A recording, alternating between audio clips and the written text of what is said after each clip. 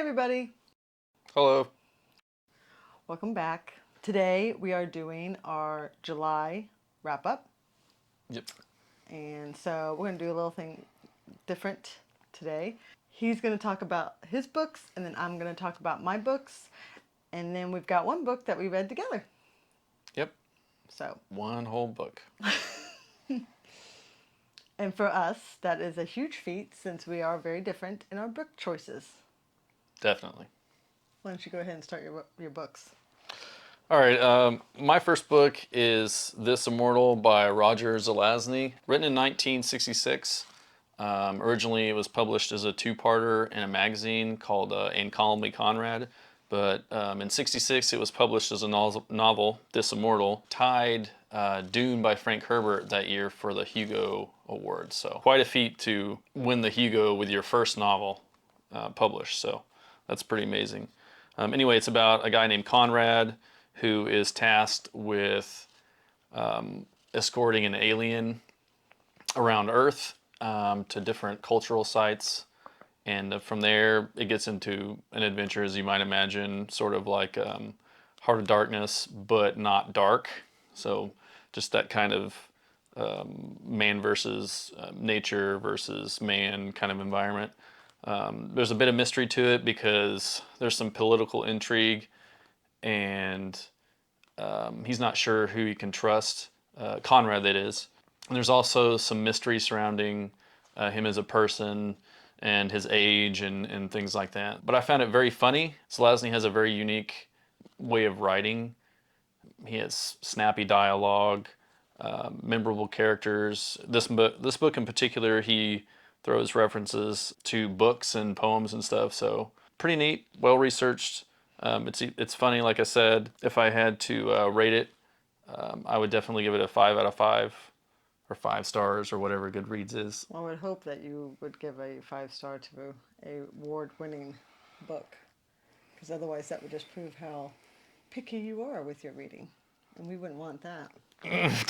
All right, I don't know where this is coming from, but yeah, it's a great book. It's entertaining. It has things like fist fights, mythical beasts, like I said, political intrigue. You also get to, since it's in first person, witness Conrad's philosophical musings and his thoughts on his companions as they take their journey with the alien to these different sites. But overall, it's a great book. I'd say 5 stars. Definitely worth reading. I hope she reads it.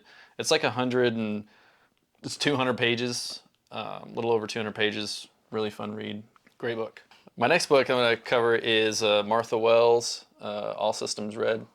It's, I guess, the first book in the Murderbot series. Yes. Correct? Okay. I've seen some hype surrounding this book, especially in Goodreads. It made me laugh. I don't know. There was a little bit of good. It was a quick read. It was somewhat entertaining. It follows a security bot that was hired, bonded out, or whatever you want to call it, to protect this group of scientists. And from there, they have an issue, and of course, there's an inciting incident, like there always is. And you see it also from the Murderbot's point of view, so it's first-person perspective, like This Immortal. I mean, it was interesting. It wasn't a great read. It's a great read. I mean, we obviously disagree on it. And gave it to him to read because it is sci-fi, and I like the sci-fi elements. I enjoyed it immensely. I liked the Murderbot. I think he was really, really, really... well, we keep saying he. Well, I say you said she. You thought, but obviously it's a bot. So. Yes, I thought of it as a gawky, like awkward teenager. That's how the inner dialogue sounded to me. A Murderbot that watches soap operas. Doesn't that sound awesome? No, that's boring to read about. No, it's awesome. It's not awesome. So, will you be going with the series continue with the series? Will I continue with this series? I mean, if I have the extra time, I might see what the next one is. There just wasn't a whole lot of substance, and I described it to her as like a beach read. You know, it's one of those, like an airplane book. You buy it at the airport, You have a few, and your flight's a few hours. You read it during the flight, or even at least most of it, and then you finish it then, or maybe a little bit later, and then you really never think about it again. I mean, I honestly couldn't even remember a quote from this book. And I know you're kind of directed to not like a certain character in it, but I was sort of sympathetic with this person a little bit, just because of the situation and, trying to see it from their point of view. Yeah, she totally disagrees with me. I give it like 3 out of 5 stars. I mean, it's entertaining in the moment. Huh? It is a novella. It's very, very... Yeah, it's a quick read. I mean, it's entertaining. It's good. I would say it's good. Okay. 3 out of 5 is good to me. 3 out of 5 stars. Or squares or circles or whatever shape you want to use for a rating. But, yeah, I mean, it's all right. It's meh. Maybe we should move on. Okay, let's move on. I had to remind myself that he is my husband, and as his wife, I would be the first witness. I would be the first, what's the word? Suspect, if anything happened to him. I mean, I think that's typical police procedure. I don't know that that's something that's not widely known. All right, anyway. My next book is The Revenant. This book was written by Michael Punke. I originally heard about this guy, Hugh Glass, which is what this is written on. This is historical fiction, but it's based on true events and facts. I'd originally seen the movie, The Revenant, which is what this is based on. And so that piqued my interest in reading the book, because I always like to read the book version of some movie if it comes out, because typically, my track record is that the book is usually better than the movie version. Just because, with the movie versions, they take liberties with certain things, or they change certain things. Like I Am Legend had nothing to do with the book for most of it. So, didn't really like the movie version after I read the book. Another thing we disagree on. I liked the movie compared to the book. The book was boring. There was no dog in the book. There was a dog in the book. He just... Not like that dog. No. Not the way he treated that dog. Well, off topic. Already. Yeah, okay. So the book is a historical fiction. It follows Hugh Glass, a fur trapper, working his way up the Illinois River to the Grand, along with a party, Rocky Mountain Fur Company, I think it's called. Some people have seen the movie and probably heard about the book at least, but it's no spoiler that he gets attacked by a grizzly bear, and so he has to be taken care of by the company, and becomes an obstacle, and he has to get left behind with a couple of other guys, and they're supposed to look after him, and he gets abandoned by them. And from there, he basically survives the bear attack and vows revenge on both of these guys. He has to drag himself back to the land of the living, nurse his wounds, and get on that path to revenge against these guys. So it follows him through that process, and like I said, it's a historical fiction, but it's based on facts and a real setting of basically man versus nature. And he really struggles the entire book to catch these guys. It's just a book where a man faces unrelenting adversity in his environment.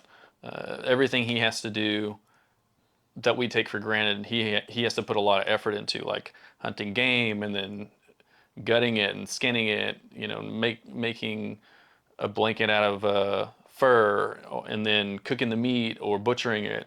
Michael Punke did a lot of research for this book, and it shows. It's very entertaining, very detailed. I just loved his writing throughout the entire book, with the exception of the end. Which you can't tell about. Yeah, I'm not going to spoil anything. Anybody who's saw the movie knows that the movie version is quite a bit different from the book, and the ending is one of those things that is different between the two mediums. And I actually prefer the ending of the movie version to the book, which is probably the first time for me. It's a great book. I highly recommend it, for sure. 4 out of 5, not 5 out of 5. The ending knocked a whole star shape whatever off. My last book is Valdor, Birth of the Imperium. As I said in the other video, it is a Warhammer Black Library book. It's very pretty. Warhammer 40k during the Horus Heresy. So technically like Warhammer 30k, because it takes place about 10,000 years before the current 40k period. It is a very, very pretty book. The cover's cool. That's Constantine Valdor, the main character. I always like it book. when books are hardcover, but like they don't have the dust jacket. It's the actual book. I don't like dust jackets at all. I've thrown most of mine away. I don't do that, but I just get rid of the dust cover completely, and then problem solved. But it's written by Chris Wraight. It talks about Valdor at the beginning of the Imperium, which is like around the period of unification, if you're familiar with at all with the universe. Valdor is about this guy, Valdor, but it's also about a mystery that one of his subordinates, Simonis, is trying to unravel, and there are several other characters, antagonists, I would say. And so you're getting bits and pieces of Valdor's history, and at the same time, you're seeing these characters from their perspectives. It jumps around, but also reveals the plot. So it's not tedious. I found it to be tightly written. There's no wasted sentence. The pacing is constant, and it ebbs and flows a little bit. Between action and the lull, like it should. As the mystery is unraveling and the characters are revealing themselves and their motivations, it's all very believable. When there's action, it's super violent because you're dealing with these beings who were made from genetic templates who have, are basically superhumans. There's a few battle scenes, and only a few scenes that actually involve Valdor in battle, but the action and the way it's described lends great detail to how powerful these beings are, but at the same time, it's not poorly indulged. It's not like overblown completely, where they just completely obliterate everybody they fight. But at the same time, it shows, believable. it describes or showcases how how far past these superhumans are to regular people in combat and stuff. So it goes into good detail about that. The ending is very satisfying. All the subplots are wrapped up neatly. I don't want to say be hyperbolic and say amazing, but I'd say it's a great book in the series. 5 out of 5. It's a great book for the universe and really adds some cool new lore and mystery to what's happening. We also read a book together that we're actually going to make a separate video for, Andy Weir with Hail Mary. Luckily, we both agree on the greatness of this book. We enjoyed it. But we will talk about that more, of why we enjoyed it and why we liked it so much, in a different video. We figured we would do, at least one book a month where we both read it at the same time, or we're reading it at the same time. For July, it was Hail Mary.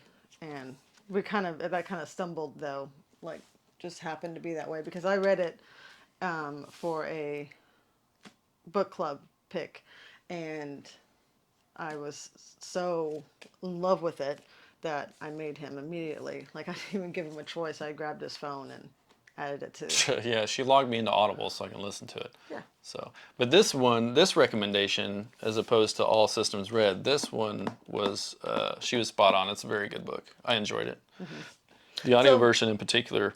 Oh yeah, auto. It utilizes the medium and lends itself to the book very well. So I think it's a pretty unique listen.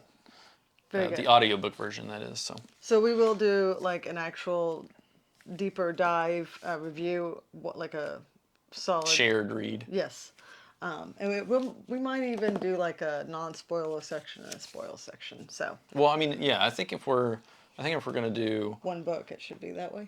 Like a shared read and talk about a book, we might as well talk about that one book in depth if we're gonna dedicate a video to it. But we'll keep it separate so that way you can. Yes, non-spoiler, spoiler. We both gave it. Well, I gave it 5 stars. I never found out. Yeah, I could say 5. Yeah. So there's that. So we will talk about that later on. the first book that I read that was for a book club. A lot of my books are for book clubs. It's called Survive the Night by Riley Sager. It's about a character, but her name is Charlie, and she is pretty much traumatized because, and this is the very, very beginning of the book, and so it's not a spoiler, but her friend was murdered by what they call the campus killer, and so for whatever reason, she decides to get a ride home from a complete stranger by the name of Josh. It's based in the early 90s, so there's a lot of 90s reference. So for someone who grew up in the 90s, it's a fun read. But I only gave it, I wrote down here that I gave it a 2.5, and on Goodreads I think I gave it a 3. It's somewhere around there. There was good points. There were good times that I enjoyed reading it. But, I mean, you have a girl who just, her roommate slash best friend just got killed by what they call the campus killer. And then she gets into a car with a guy in hopes that everything's going to be okay, even though she has no idea who this person is. She literally pulled a note off the bulletin board on the campus and said, hey, I'm going to get a ride from this guy because I want to get out of here. So obviously that's not going to go well. And it doesn't. That's all I can pretty much say without giving out spoilers. I did enjoy the ride. I did enjoy the characters themselves, except for Charlie. She seemed pretty much of a nitwit to me, so, and throughout the book. So that kind of spoiled it a little bit for me, because I feel like if she was as smart as she says, it's pretty much states, then there are a lot of things that she did within the book that she wouldn't have done, or a normal person wouldn't have done. So, but I did enjoy the ending, so that was good, and I did enjoy the ride. So 2.5, 3, somewhere around there. The Lost Village is the next book that I read. It's magic again, I know. Camille Sten is the author. It is a kind of like a mystery ghost kind of story. It is about a woman by the name of Elise who works for like a movie production kind of thing and is trying to do her own like documentary about a village that has a very dark past. And so she's trying to document that dark past because she's actually related to someone that was a part of that dark past. And she brings obviously a film crew and things happen. Oh, so is she a documentarian, or are they making a documentary? It's like her first too. Oh, okay. So she's like trying to prove that she's good. Oh, okay. Pretty much what could happen in a very dark, ghostly kind of village that's been abandoned forever. What could possibly happen? What could go wrong? Bad things, obviously. I gave this book, I gave it 3 stars. There was a little bit of a pacing issue. There were times that I was like, okay, I'm going to put this down. And I feel like when it comes to mysteries and ghost stories or dark stories, whodunit stories, any kind of those kind of thrillers, it should not be put downable, especially midway through. But when the villain finally comes to be, that was creepy as hell. So that was fun. And if you were to read it in the dark, you might want to turn on a light because you would be creeped out. Creepy. I did it by Audible. The person who was speaking for the quote villain was creepy. They did a great job. So I was actually driving home from work that night, and it was nighttime, and I kept kind of looking in my back seat because I was kind of creeped out. So that part did a great job. The next book that I'm going to talk about is Maybe Now. I talked about, what was the other one? Maybe Not last time. Mm-hmm. And so I finished it out with Maybe Now. And this was not in any way spicy. I was kind of disappointed in that. I like my spice in romance. If I'm going to read a romance book, I want there to be spice. And there wasn't any in this one, which was kind of weird since the middle novella was extremely spicy. Would you consider yourself a spice girl? Anyway,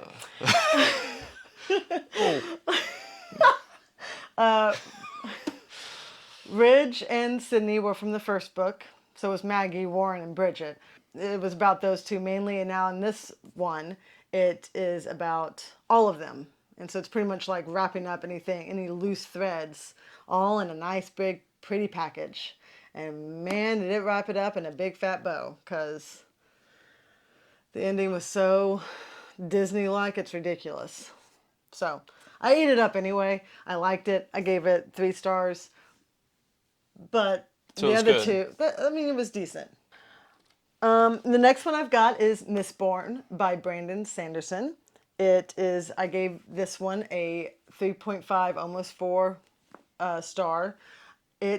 I was not a big fan of this pacing. It is about a girl, what is her name? You could call her she. Vin. It's about a girl named Vin.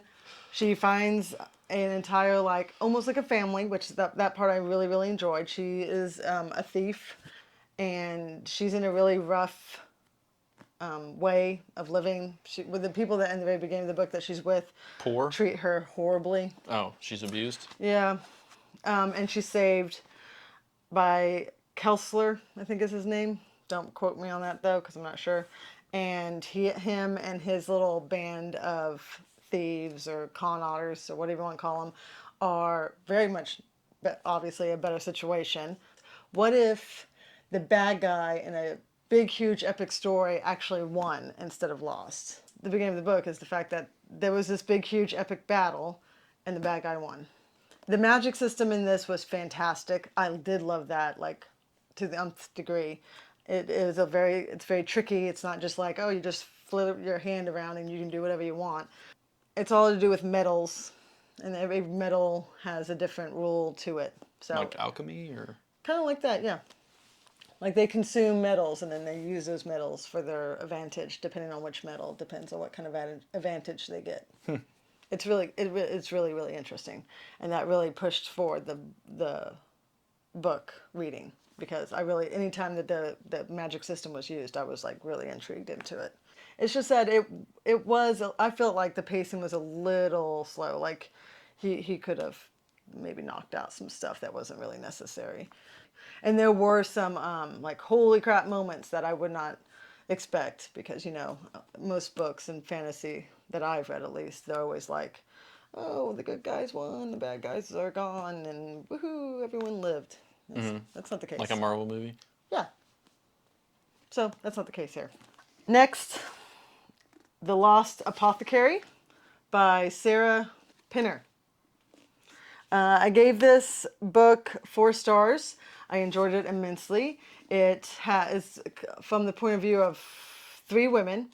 I don't remember their names, and I'm not going to look through the books to find it. But it's about 3 women. One is in present day, and she finds a little bottle on the beach.